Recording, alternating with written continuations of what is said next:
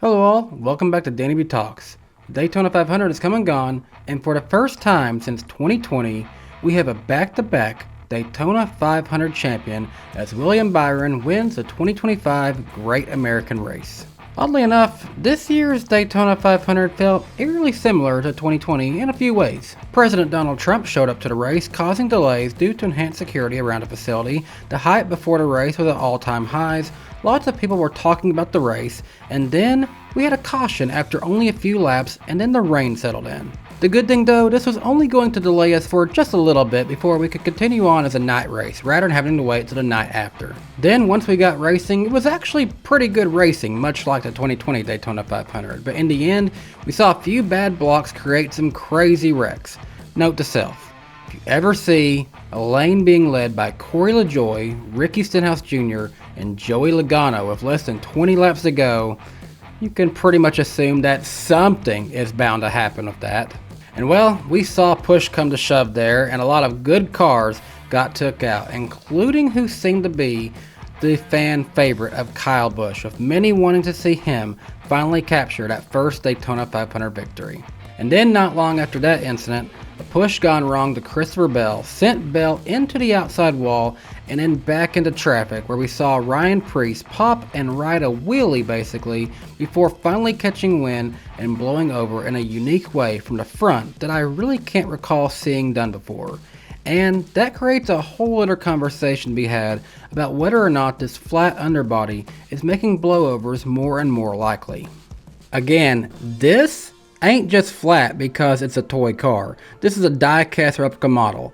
It's meant to replicate the actual car. But once again, much like the 2020 Daytona 500, we strangely enough had yet another man named Ryan go up in the air and flip over. Ryan Preece after the accident was definitely not happy. He mentioned on a broadcast that this wreck made him realize how lucky he was to have walked away from two big accidents like this after his accident here back in 2023 on the backstretch in the Coke Zero Sugar 400. That same accident helped launch Daytona to pave the entire backstretch area.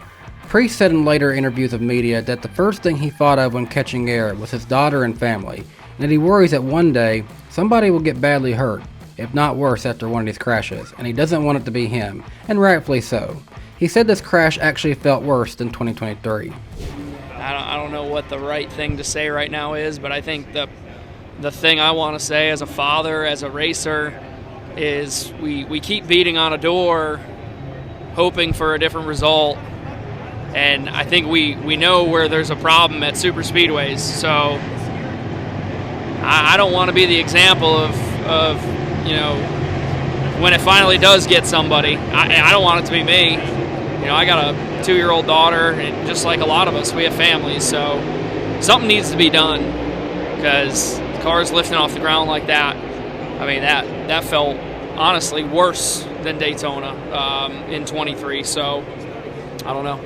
But as crazy as those wrecks were towards the end, we've got to talk about what I'm considering my biggest takeaway from this year's Daytona 500, and that's the continuation of NASCAR's consistent inconsistencies. And the question arises of, what defines a caution on the last lap?